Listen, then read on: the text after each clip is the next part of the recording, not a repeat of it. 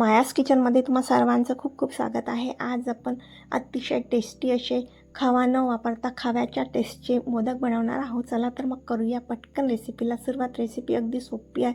अगदी 5 ते 7 मिनिटात हे मोदक तयार होतात। खायला अतिशय टेस्टी वाटतात। नक्की तुम्ही सुद्धा या गणेश चतुर्थीला हे मोदक करा।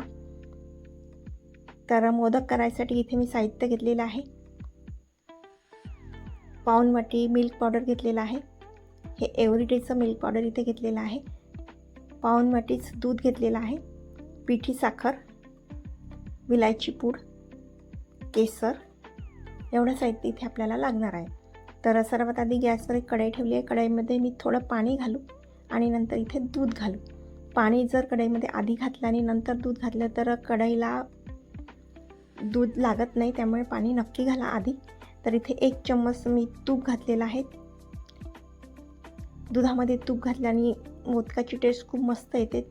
तुपाने खूप छान टेस्ट येते, त्यामुळे मी इथे तूप घातलेलं आहे आणि मोदकाला छान शाईनसुद्धा येते। तर इथे हे दूध आहे ना छान आटवून घ्यायचं आहे। हे छान अर्धी वाटी होईपर्यंत आपल्याला हे दूध छान आटवून घ्यायचं आहे। तर बघा इथे दूध आटलेलं आहे। आता यामध्ये आपण मिल्क पावडर घालू। तर मिल्क पावडर घातल्यावर छान हे दुधामध्ये हे छान मिक्स करून घ्यायचं आहे। गुठळ्या अजिबात पडायला नको, अगदी सतत हे छान फिरवत राहायचं आहे। जोपर्यंत अगदी प्लेन होत नाही तोपर्यंत छान आपल्याला हे छान सतत चम्मच चालवायचं आहे। तर बघू शकता आपलं हे दूध सुद्धा छान घट्टसर असं होत आहे। बघा हे दूध पूर्णपणे आटलेलं आहे आणि हे मिल्क पावडर मस्त घट्ट असं झालेलं आहे। मिल्क पावडर थोडंसं फुलतं। बघा छान इथे मिल्क पावडर सुद्धा छान मस्त फुललेलं आहे।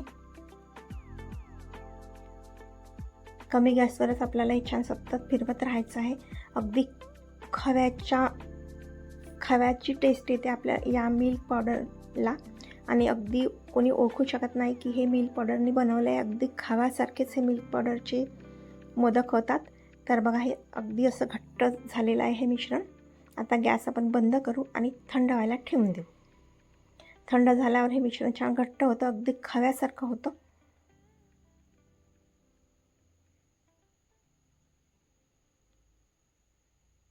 तर आता हे मिश्रण मी एका प्लेटमध्ये काढून घेते आणि थंड व्हायला ठेवून देते।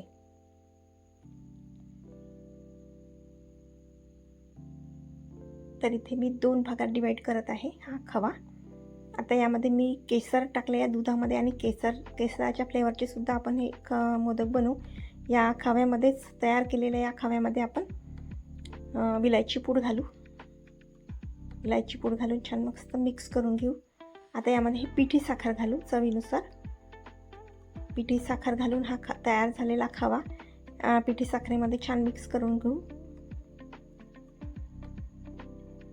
तर बघू शकता अशा प्रकारे छान आपण हे मिश्रण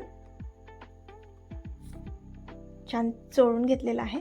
बघा मस्त असं घट्टसर आपला हा गोळा तयार झालेला आहे। अगदी खोवाच तयार झालेला आहे हा।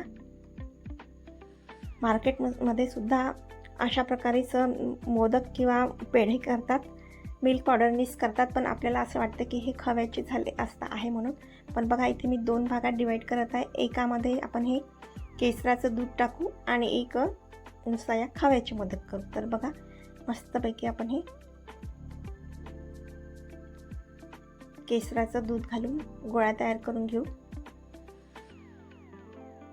अगदी पाहिजे तसा आपला हा गोळा तयार झालेला आहे।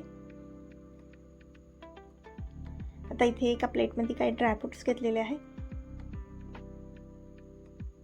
तर इथे मी पिस्ता आणि केसर घेतलेला आहे। तुम्हाला जे ड्रायफ्रुट्स वाटते ते तुम्ही घेऊ शकता। तर आता एक हा मोदकाचा साचा आहे, याला आपण तूप लावून घेऊ। तूप लावल्याने पटकन मोदक बाहेर निघतो। तर इथे या मोदकाच्या साच्याला मी आधी पिस्ता लावून घेत आहे, जेणेकरून आपलं हे मोदक अगदी दिसायला छान अट्रॅक्टिव्ह दिसेल। आणि यावर आपण या साच्यामध्ये हे तयार केलेलं मिश्रण टाकू। अगदी सोप्या पद्धतीने हे मोदक होतात, अजिबात जास्त मेहनत लागत नाही आणि खूप टेस्टी असे हे मोदक होतात। तर आता एका साईडला मी केसर लावून घेत आहे आणि यावर आपण हा दुसरा केसर फ्लेवरचं मिश्रण टाकू। अशा प्रकारे आपण 2 भागात हे छान मस्त मोदक तयार करून घेऊ। आणि हे छान प्रेस करून घेऊ हा साचा. अगदी पटापट हे मोदक तयार होतात. तुम्हाला ही रेसिपी कशी वाटली कमेंट करून नक्की कळवा.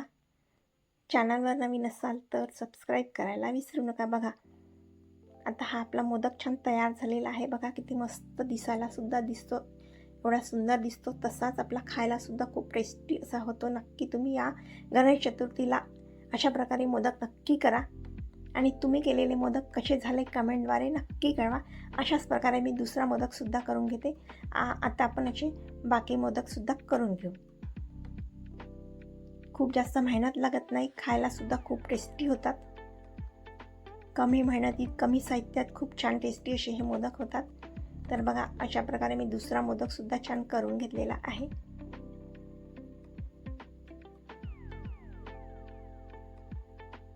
बघा दुसरा मोदकसुद्धा मस्त तयार झालेला आहे. बघा किती मस्त आपले हे मोदक झालेले आहेत. अगदी कलरफुल असे हे मोदक मस्त तयार झालेले आहे. तुम्ही सुद्धा हे मोदक करा आणि आपल्या बाप्पांना असा नैवेद्य द्या. तर आपले हे मोदक मस्त तयार झालेले आहेत. पुन्हा भेटू अशाच एका नवीन रेसिपी सोबत. तोपर्यंत बाय.